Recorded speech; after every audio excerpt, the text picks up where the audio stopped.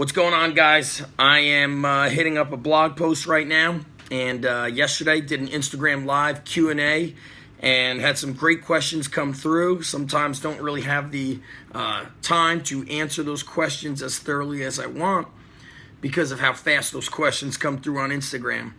So somebody asked a question, said, Zach, you've been training since 1989, close to 30 years. You started teaching in college in the mid-90s, got your first job, coached, teach. Here you are coaching more, coaching athletes almost day in and day out. How are you so fired up? Why are you so fired up? I said to him, it's quite simple, is that I fear and actually hate and despise what it would feel like to experience just being satisfied with good enough, to be happy with mediocrity, to be, oh, this is good, I'm tired, I don't want to do that. And that is the sign of the amateur. That's why I probably gift Stephen Pressfield's book, Turning Pro, more than any other book, because that book applies to life. It applies to everyone in this world, regardless of your age, who you are, where you live, what you do.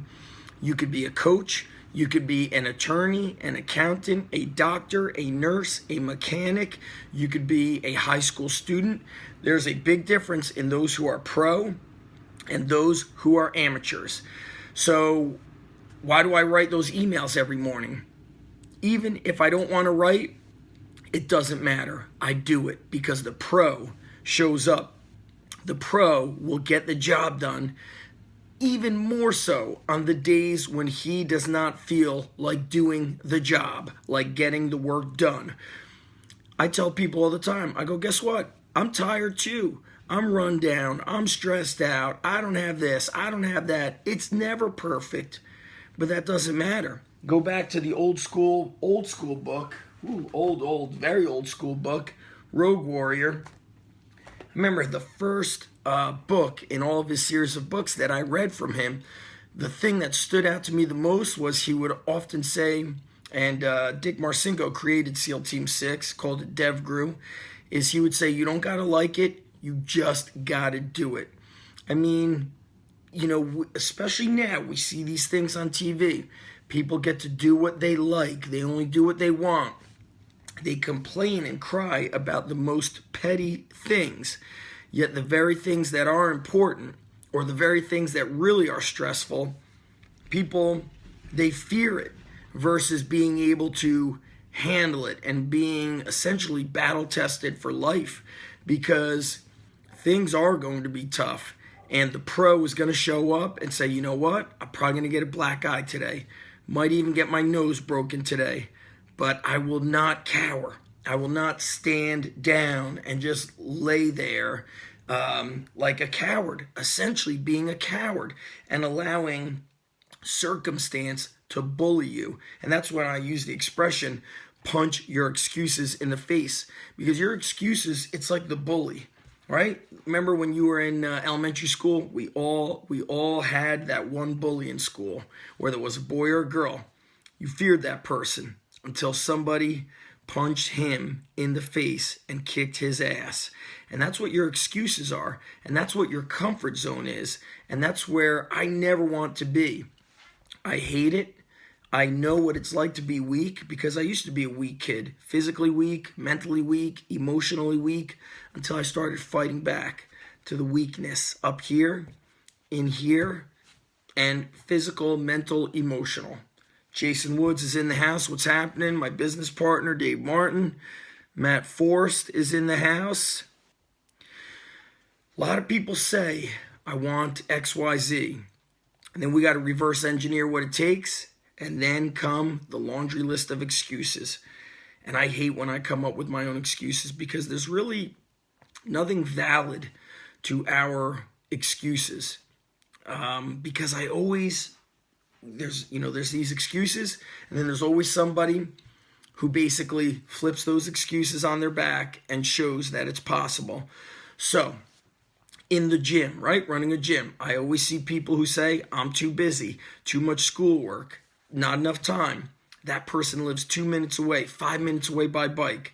Then you have kids who live an hour away who have straight A's and have been accepted into Ivy League schools who are also all-state athletes.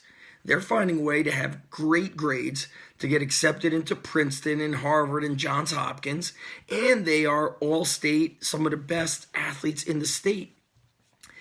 Yet you have the people that are 2 minutes away, 5 minutes away. The convenience is like, oh, I just can't do it. Mr. Aquaman is in the house. My man Pete Isip signed in. Jason Woods, the man. Turning Pro.